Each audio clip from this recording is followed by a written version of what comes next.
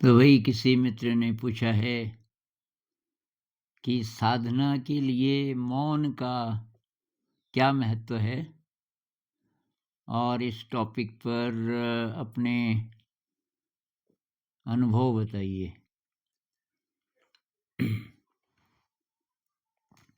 तो अनुभव से पहले मैंने सोचा कि थोड़ा-सा ये पता करें कि ये ब्रेन साइंटिस्ट्स का क्या मत है? क्या उन्होंने इस पे रिसर्च की? तो वो लोग ये बोलते हैं कि मेडिटेटिव साइलेंस में ऐसी साइलेंस जो एक तो मेडिटेशन के दौरान हम चुप रहते हैं, साइलेंस होती है, मतलब बाहर की दुनिया से संवाद नहीं होता। बाहर किसी से हम बातचीत नहीं कर रहे। अब अंदर विचार चल रहे होंगे, वो दूसरी बात है। लेकिन किसी से बात नहीं कर रहे, जब हम ध्यान में होते हैं। लेकिन ध्यान की सिटिंग हम नहीं भी कर रहे हैं और माइंडफुल हैं, तब भी हम फालतू नहीं बोलेंगे। अ, तो मन के अंदर जो चल रहा है, उस पे तो नज़र रहेगी, लेकिन बाहर हम अनावश्यक बातचीत नहीं करेंगे। तो इस प्रकार की जो साइलेंस है अ, वो कि बहुत ही ज़्यादा फ़ायदेमंद है, न्यूरोलॉजी वाले बोलते हैं। एक तो ये कॉर्टिज़ोल एक हार्मोन होता है, स्ट्रेस हार्मोन भी उसको बोलते हैं, ये कि कम हो जाता है। तो कॉर्टिज़ोल का फ़ंक्शन क्या है कि स्ट्रेस जब-जब हम महसूस करते हैं, तो उससे डील करने के लिए, उस स्ट्रेस से शरीर को नुकसान ना हो, तो उसके लिए ये बनता है, ये कॉर्टिज़ोल। अब लगातार अगर स्ट्रेस है, अब आज की ज़िंदगी में थोड़ा बहुत स्ट्रेस और किसी का तो बहुत ज़्यादा, ये होता रहता है, तो ये अब लगातार कॉर्टिज़ोल जब बनता रहता है, तो कॉर्टिज़ोल की मात्रा हमेशा ही ज़रा ज़्यादा रहती है नॉर्मल से, और अब उससे स्ट्रेस होने लगता है। कॉर्टिज़ोल जब ज़्यादा होगा, तो स्ट्रेस वाली आपकी स्थिति होगी। तो कि ये जो मेडिटेटिव साइलेंस है, अ, इसमें ये कम हो जाता है, ये हार्मोन कम बनता है, तो स्ट्रेस कम महसूस होता है। मान लीजिए कि ये स्ट्रेस था पहले, आप परेशान थे, अब आप सिटिंग में बैठ गए, ये तो मेरा बहुत बार का अनुभव है। मेरी तो दवाई वही है कि परेशानी है, कोई खतरा है, किसी ने कुछ बोल दिया, हर्ट कर दिया, आपने किसी को हर्ट कर दिया वगैरह, तो बस बैठ जाओ। तो वो जो स्ट्रेस है, वो धीरे-धीरे, धीरे-धीरे कम होने लगता है। तो ये कॉर्टिज़ोल हार्मोन कम बनता है, जो कि अच्छी बात है। फिर ये कहते हैं कि ये डोपामाइन, सेरोटोनिन और गाबा, ये 3 चीज़ें ज़्यादा मात्रा में बनती हैं। तो गाबा क्या है? ये इसका पूरा नाम है, मैंने चित्र बनाए हैं इनके, तो ये है गामा अमीनो ब्यूटायरिक एसिड। अब ये केमिस्ट्री वालों के लिए यूज़फुल हो सकता है, ये वाला। तो ये गाबा है। तो आप देख रहे हैं कि ये 4 कार्बन है, 1, 2, 3 अ, और यहाँ तक 4, 1, 2, 3, तो 4 को ब्यूटेन बोलते हैं। फिर ये डबल बॉन्ड O है, ये OH है, तो ये कार्बोक्सिलिक एसिड है, तो इसको ब्यूटायरिक एसिड बोलेंगे, लेकिन इसमें ये भी लगा है नाइट्रोजन, नाइट्रोजन के कारण इसका नाम हो गया अमीनो। अमीनो ब्यूटायरिक और एसिड है, क्योंकि कार्बोक्सिलिक एसिड है। तो ये एक तो गाबा बनता है, और गाबा क्या करता है कि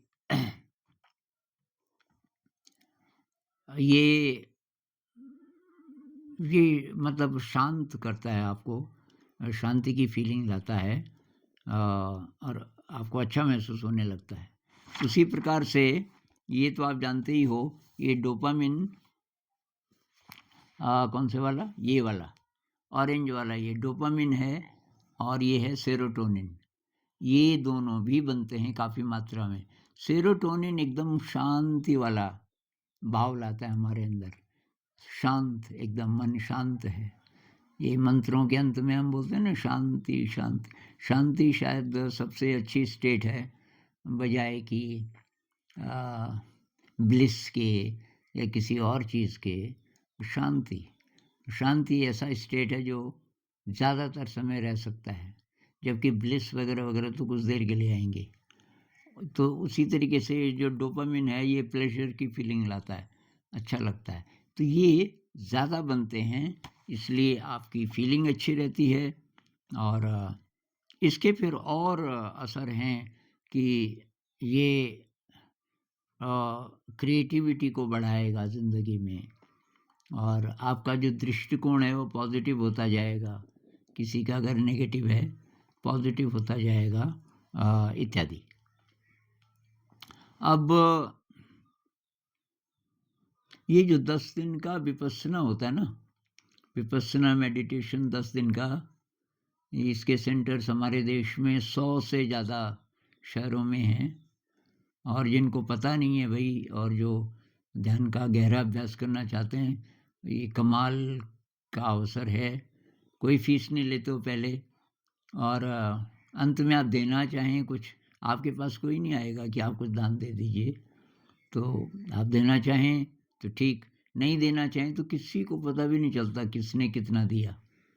कोई लाख लाख में भी दे देता है, और कोई हो सकता है कि केवल कुछ ही 100 रुपये दे, क्योंकि उसके पास उतने ही हैं। कोई कुछ ना दे, ऐसा वाला मुश्किल है, क्योंकि वो 10 दिन के ध्यान के बाद तो लगता है कि मैं कपड़े भी उतार के दे दूं यहाँ, क्योंकि एक ऐसी चीज़ मिलती है जो अद्भुत है। उसमें पहली बार जब मैंने किया तो जगह जगह वो पोस्टर लगे हुए थे, आर्य मौन। मैंने कहा मौन तो मुझे पता है, ये आर्य क्यों लिखा है, आर्य मौन, और इंग्लिश में नोबल साइलेंस। मैंने कहा साइलेंस ठीक है, नोबल का क्या मतलब। तो एक भाई साहब ने मुझे समझाया कि अंदर से भी साइलेंस, मन भी चुप है, अंदर ही अंदर भी कुछ नहीं बोल रहे आप। तो अब इसको एनालाइज करते हैं थोड़ा कि ये जब हम बोलते हैं तो ये तो हमें पता है बहुत एनर्जी वेस्ट होती है इससे, बोलने से। जो ध्यान वाले लोग हैं, मान लीजिए कि आपको 1 घंटा बेकार बोलना पड़ा, अब रिश्तेदारों के बीच फंस गए, कहीं शादी पे चले गए, और आपको मिलने वाले आ गए 1-2, अब वो 1 घंटे तक बोलते रहे और सब फालतू की चीज़ आपको लगी, लेकिन आपको शामिल होना पड़ा। और तो कहाँ हो आजकल, इससे पहले तो आप चंडीगढ़ में थे ना, अच्छा ट्रांसफ़र हो गया, अच्छा अच्छा, कहाँ?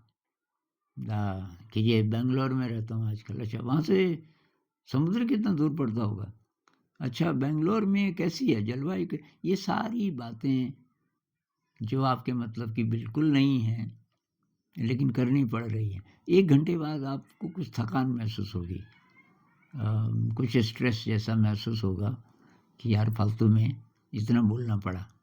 तो वो बोलने से दूसरे लोगों के साथ जब हम बोलते हैं ना, तो एक तो फ्रीडम नहीं है आपके पास अपने ढंग से सोचने का, क्योंकि आप क्या बोलोगे ये डिपेंड करता है कि आपको क्या पूछा जाएगा। अब वो जो पूछ रहा है उसके हिसाब से आपको बोलना पड़ेगा, आपको पसंद हो या ना हो। तो दूसरे लोग आपको कंट्रोल कर रहे हैं, बहुत हद तक आपको कंप्रोमाइज़ करना पड़ रहा है, तो ब्रेन को मेरे ख्याल से बहुत ज़्यादा काम करना पड़ता है। और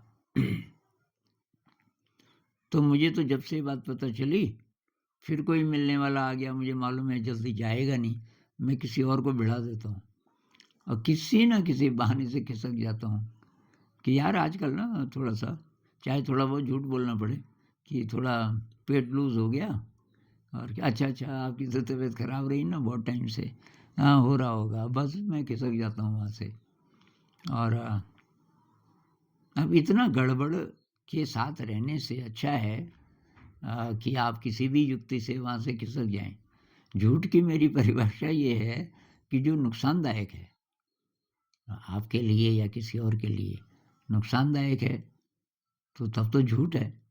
लेकिन आपने कोई शब्द बोले जो फैक्ट हो या ना हो, लेकिन वो फ़ायदेमंद है, आपके लिए फ़ायदेमंद है और किसी के लिए नुकसानदायक नहीं है, तो वो ठीक है।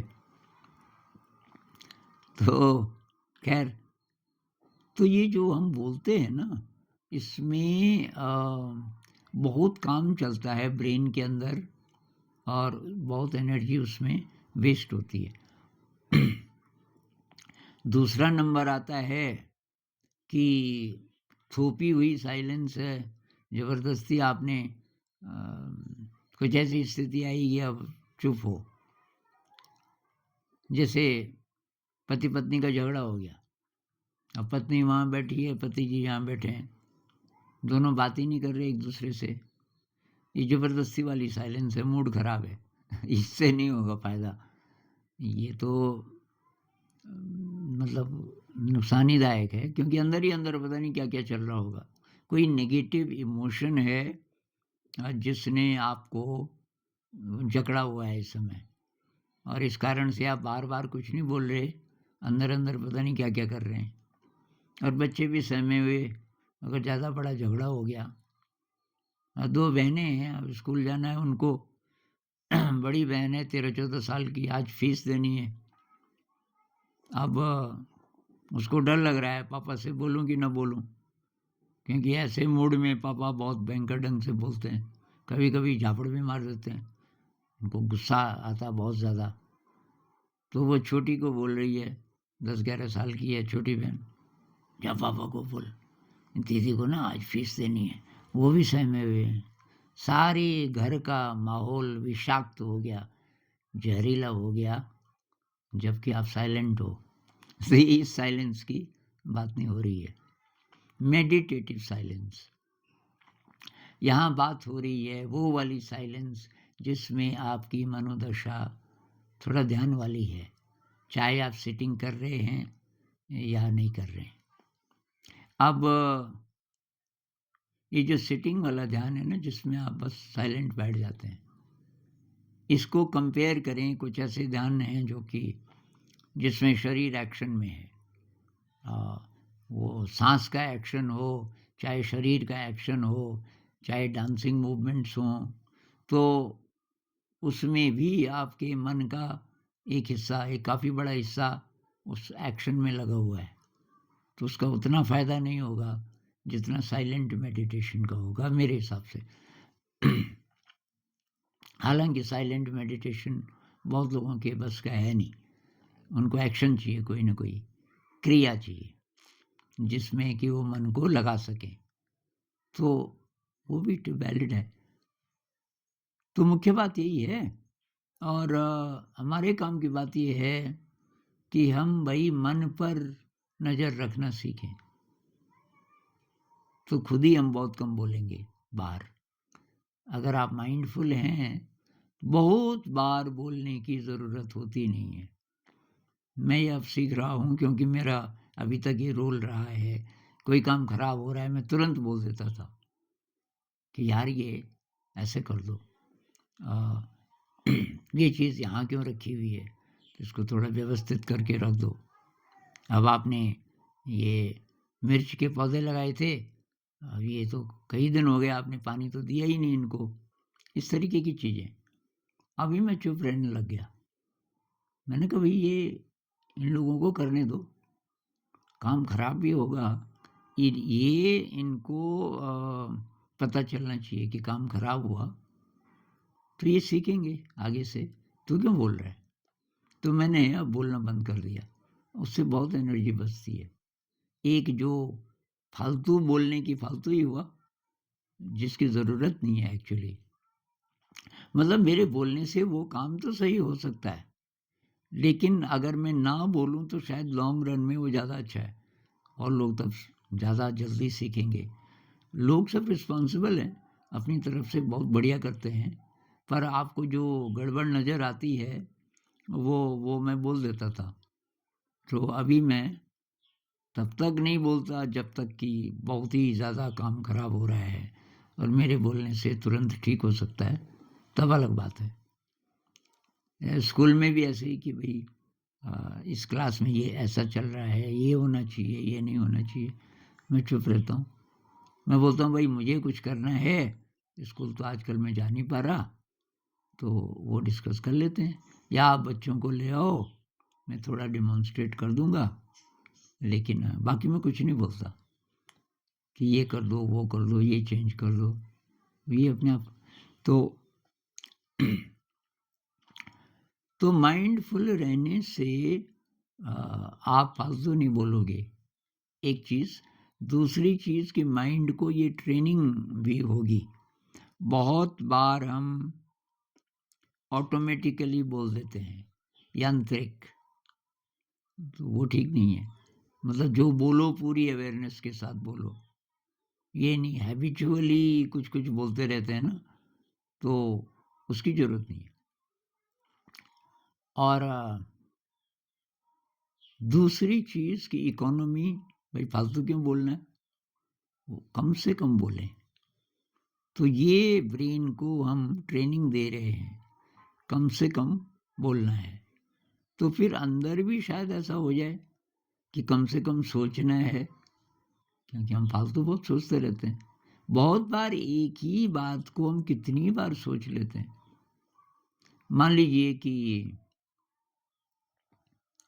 कोई काम होना है कुछ दिन बाद, जिसमें आपका भी कोई रोल है, अब उसके बारे में सोचते रहते हैं, तो ऐसा करेंगे तो ये हो जाएगा, ऐसा करेंगे, ऐसा करेंगे। या पीछे का कोई रेजिड्यू है, किसी ने कुछ बोल दिया, आपको हर्ट कर दिया, अब वो बात रिजॉल्व नहीं हो रही है, बार बार बार बार आ रही है, जबकि आप प्रैक्टिस भी कर रहे हो, क्षमा भाव में हो गया जो हो गया, फिर भी आ रहा है, फिर भी आ रहा है। तो ये जब हम देखना शुरू करते हैं ना कि अंदर क्या चल रहा है, और ब्रेन को इसमें बहुत काम करना पड़ता है। मैं आपको बताऊं, जैसे मान लीजिए किसी से आपका झगड़ा हुआ, उसने कोई ऐसी बात बोली जो खटक रही है आपको कि उसने ये कैसे बोल दिया। अब बार बार वो बात जब दिमाग में चलती है तो उसकी आवाज में बोलते हो आप, अपनी आवाज में नहीं। उसने जो बोला, जिस स्टाइल से बोला, जो शब्द बोले, एग्जैक्टली वही आवाज आप रिप्रोड्यूस करते हो। आपका ब्रेन उस आवाज को बनाता है। जितने लोगों को हम जानते हैं, उतनी लोगों की आवाजों में हम बोलते हैं, अंदर ही अंदर। ये कम काम है। मतलब हर बार आपके ब्रेन में नए तरीके से ये न्यूरॉन्स के नेटवर्क्स बनते होंगे, नया काम चलता होगा उस नई आवाज़ को बनाने में। मान लीजिए मैं 200 लोगों को जानता हूँ अच्छी तरीके से, तो 200 आवाज़ें, 200 प्रकार की आवाज़ें मेरा ब्रेन प्रोड्यूस करेगा जब भी जिसकी बात याद आ रही है। तो बहुत कॉम्प्लेक्स है और बहुत काम ब्रेन को करना पड़ता है, केवल सोचने में भी, बोलने में तो और भी ज़्यादा, पर केवल सोचने में भी। तो वो जब हम देखने लग जाते हैं तो थोड़ा थोड़ा कम होना शुरू होता है। कई लोग बोलते हैं कि ये बिल्कुल सन्नाटा कैसे होगा। अरे यार, उसकी चिंता मत करो, बिल्कुल सन्नाटा शायद हो जाए तो हम पचा भी ना पाएँ, इतनी एनर्जी रिलीज़ होगी। अभी फ़िलहाल ये है कि अगर आप 10-15 सेकंड के लिए चुप है, गैप है, मतलब ब्रेन में एक विचार खत्म हो गया, दूसरा शुरू नहीं हुआ, बीच में गैप है, तो बहुत बड़ी बात है। 10-15 सेकंड का गैप, 10-15 सेकंड का मतलब समझ लो आपकी करीब 2 सांसें, 3 सांसें, इतना गैप, बहुत बड़ा गैप है। और धीरे धीरे ये गैप्स बढ़ेंगे। फिर कभी कभी ऐसा हो सकता है कि 1 मिनट के लिए एकदम सन्नाटा, और उस 1 मिनट में तब आप महसूस करोगे सारे शरीर में एक नए प्रकार की एनर्जी। तो ये साइलेंस के बहुत सारे आयाम हैं। और हमारे मतलब की बात यह है कि ध्यान में तो हम साइलेंस को ऑब्जर्व करते ही हैं, लेकिन अगर हम माइंडफुल ज़्यादा रहने लग जाएं पूरे दिन भर में, तो तब फालतू बोलना तो कम होगा ही, फालतू सोचना भी धीरे धीरे कम हो जाएगा, जो कि बहुत बड़ी बात है। नमस्कार।